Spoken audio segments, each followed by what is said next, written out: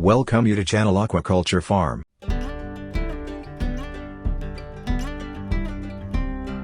Like the foundation of your house, Pacific herring form the foundation on which Canada's Pacific coast is built.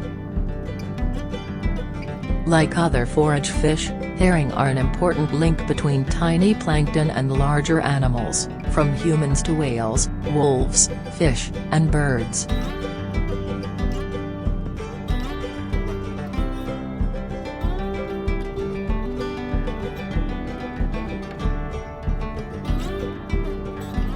Each year, in early spring, the coastal waters of BC shine with silver as tons of herring migrate from offshore waters to nearshore bays and estuaries to spawn.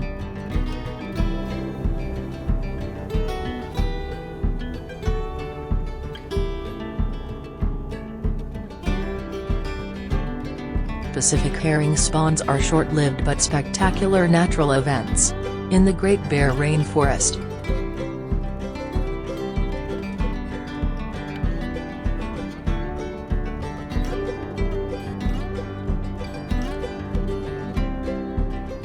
millions of birds and thousands of sea lions and seals converge with humpback and gray whales to feed on herring and herring roe.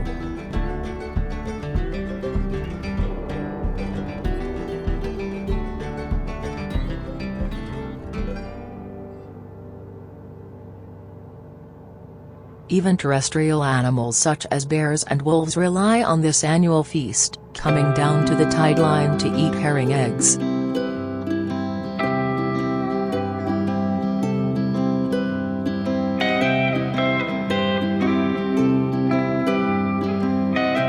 Unlike Pacific salmon who spawn once and die, herring can live to spawn up to 10 times in their lives.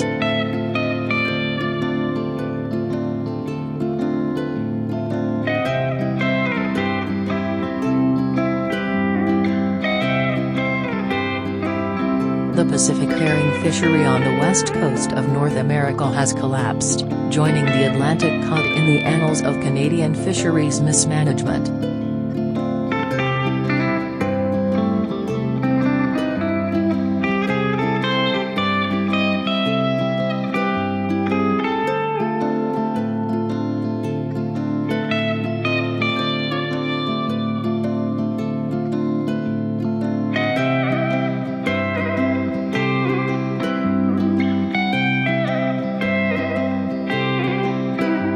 Has failed to see a healthy return of herring to its critical spawning beaches this spring, and the commercial fishing industry has struggled to reach 50% of a quota already cut in half by the Minister of Fisheries.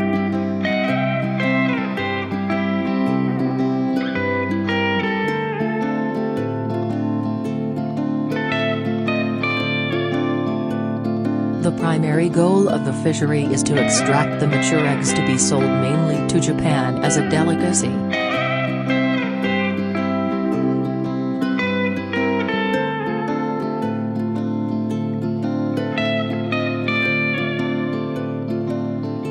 The remains of the females and all of the males, which is about 90% of the harvested biomass, is not used for human consumption but for pet food and salmon farm feed.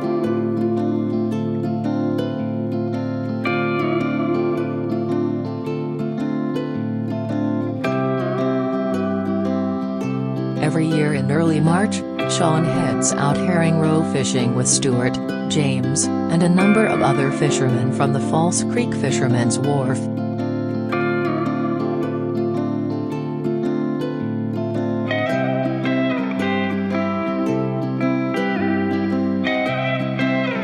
It has always seemed like a pretty crazy, unpredictable fishery to me. The weather is usually dramatic with gales, heavy rain, hail, and then sometimes, beautiful sun.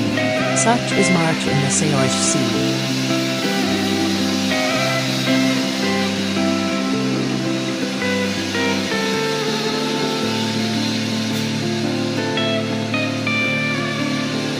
At this time of year, the herring are harvested just for their roe, and the flesh of the fish is not considered as desirable for consumption as it is during the food herring fishery in fall.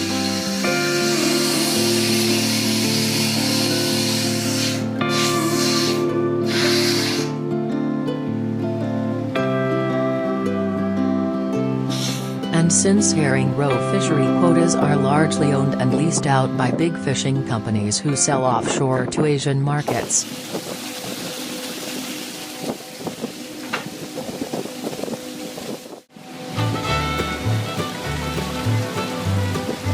We don't have the opportunity at this time to provide herring nor roe to our CSF members, but perhaps one day soon we will find a way.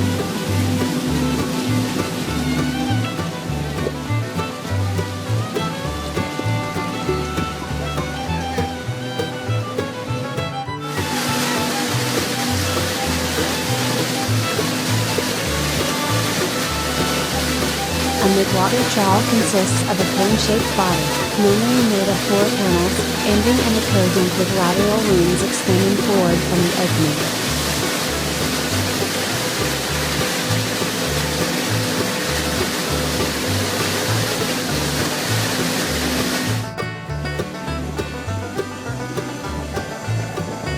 It is usually much larger than a bottom trawl and designed and rigged to fish in midwater, including in the surface water.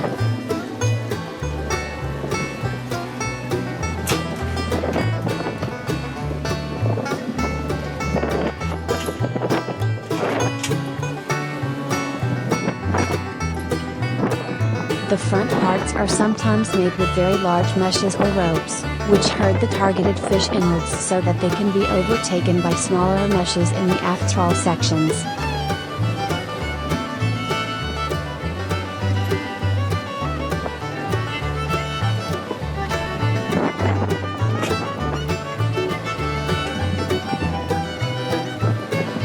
Midwater trawling is carried out mainly at sea, on the continental shelf, but can be carried out in deeper waters. In most cases it is a single species fishery.